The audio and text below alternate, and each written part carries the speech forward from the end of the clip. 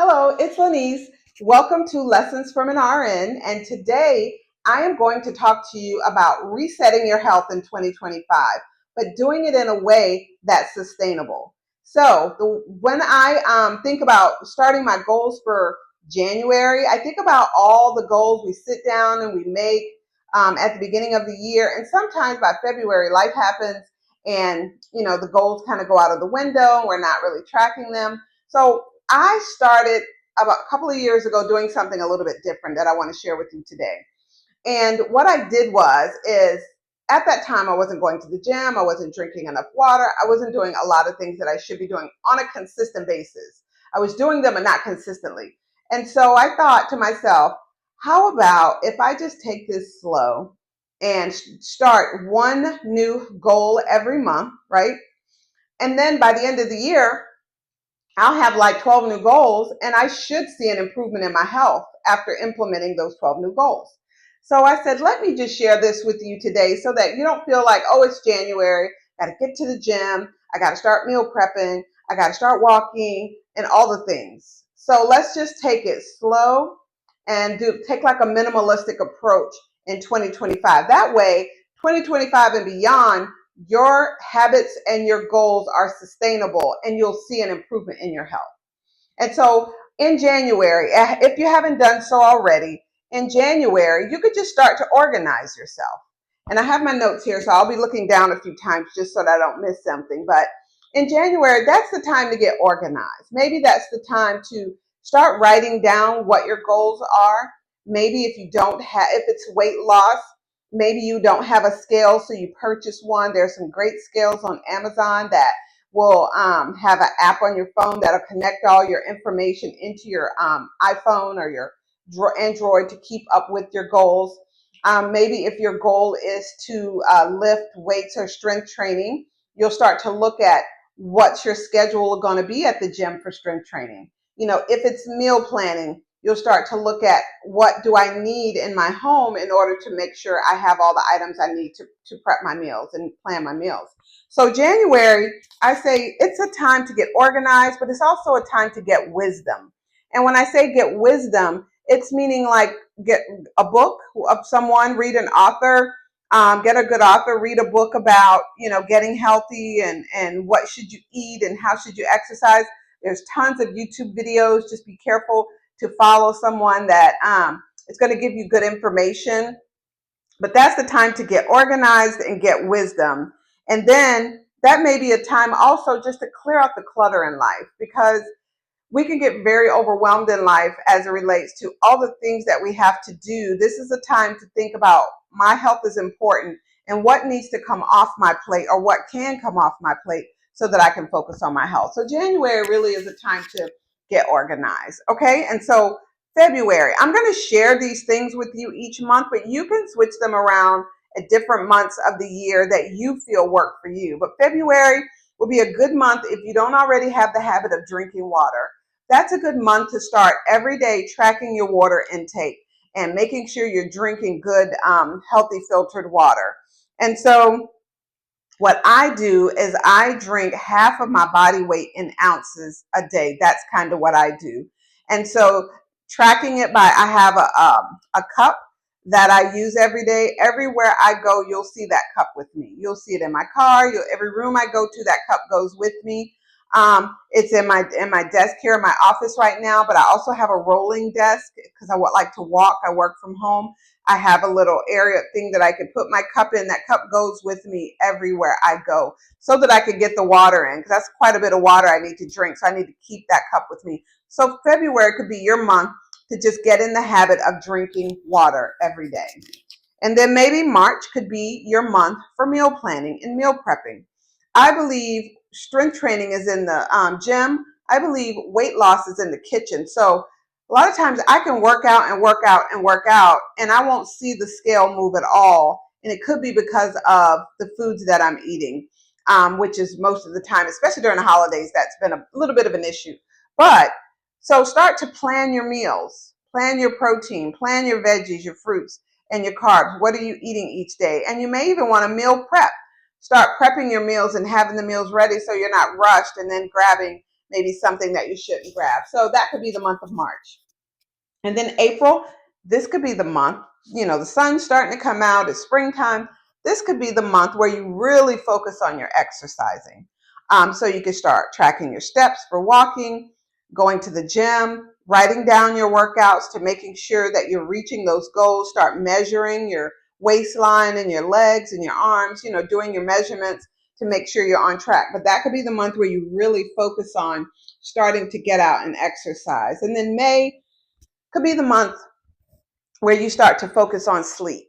Sleep is very important to our health, and I don't know that it gets enough attention as it relates to health and wellness. When we talk about health, we tend to talk about exercise and eating, but sleep is very important. So that month could be the month where you start to look at what is your schedule when you wind down at night. What time do you turn your electronics off? What does your bedtime routine look like? And really, how many hours of sleep are you getting? Are you going to bed late, waking up early, not getting enough sleep, which is not good for our health? Are you waking up in the middle of the night and you're not able to go back to sleep? You could figure that out with your doctor to see what it is you could do or differently to help you get your good, 7 to 8 hours of sleep each night. So the month of May could be a month to focus on sleep. And then June, maybe this is the month where you, and when I think of health, I think of my overall health, not just physical. This could be the month that you reduce your screen time and you start to read some books that you enjoy, which will help you relax more. It could be self-help books. It could be books that are fiction or nonfiction. It's whatever you like that relaxes you and helps you decrease your stress level. So maybe that's the month to reduce screen time and do a little more reading or painting or drawing or whatever it is, a craft that you enjoy doing. And then July, this is the mid-year. So the July month, very busy. It's a month where we travel most of the time with vacations and things like that. But that could be the month where you look back and do a checkup to see where am I? How am I doing with my goals and my health? Am I on track? Do I need to get back on track?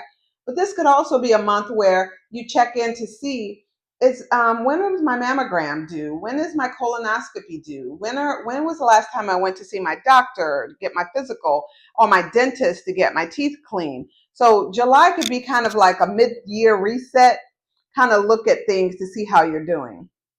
And then August could be a month where you might want to start journaling.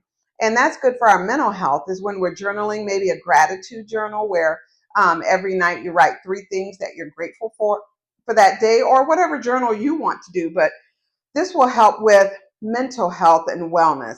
So that month could be a month for journaling. And then September might be a month where you learn how to do some guided meditation or mindfulness, and you can focus that month on just doing your meditation, your mindfulness really every day. So you're really starting to focus on relaxation and taking just quiet time away from all the noise of life. So that could be your month of September. And then October, you might want to look at your supplements if you're taking supplements, or if you're doing like smoothies and you're putting supplements in it. What supplements am I taking? Should I be taking these supplements? Talk with your doctor about what is your vitamin D level. Should I be taking the supplements that I'm taking? Is it helping me or harming me or doing no good? Those are some good questions to ask, but that could be the month to look at the supplements that you're taking to see if what you're taking is okay, or if you're not taking any supplements, speak with your doctor about what supplements should I be taking. And then also, are the supplements that I'm purchasing the healthiest supplements to take? Because some aren't. So talking with your doctor about that. And then November, we're going into Thanksgiving in November. And so we don't really want to add too much in there, but just tracking your progress in November, being mindful of where you are in the month of November as we get into Thanksgiving. And of course, we love to sit around and eat food and spend time with family. And you could start to look at, how am I going to maneuver around the holidays to make sure I stay on track with all the habits that I've created. And so November can be that month that you look back at your whole year's progress before the holidays start to see, where am I and where do I need to be, or what are some things I can shore up to make sure I make it through the holidays not having, cause any issues with all the goals that I've worked so hard throughout the year to develop. You don't want to get into the holidays and then completely, fall off the bandwagon with your goals and your health and wellness routine. And then the month of December, just enjoy. Keep your goals, keep your habits up, but enjoy your friends and family. It's okay to have a little cupcake here or there, or a slice of your aunt's favorite cake. It's okay to have the stuffing and dressing. Just walk afterwards. Make sure you get your fiber and your veggies in, but just enjoy the month of December. That's what the holiday time is for, is to be with friends and family and to just enjoy ourselves. So that's my lesson from an RN today. I just wanted to say that making 2025 the year that you reset your health, and 2025 and beyond, so you can look and say, I've done some things in 2025 that have stuck, and that I can see the improvement in my health over the long haul. And you're going to be happy with the fact that you took your time to build these new habits and these new goals. So it's a minimalistic approach to resetting your health, but I think it's also sustainable for the long haul, which is important. So thank you for taking the time to listen to my lesson from an RN today. Be sure to like and subscribe to my channel for more lessons from an RN. Thank you and take care.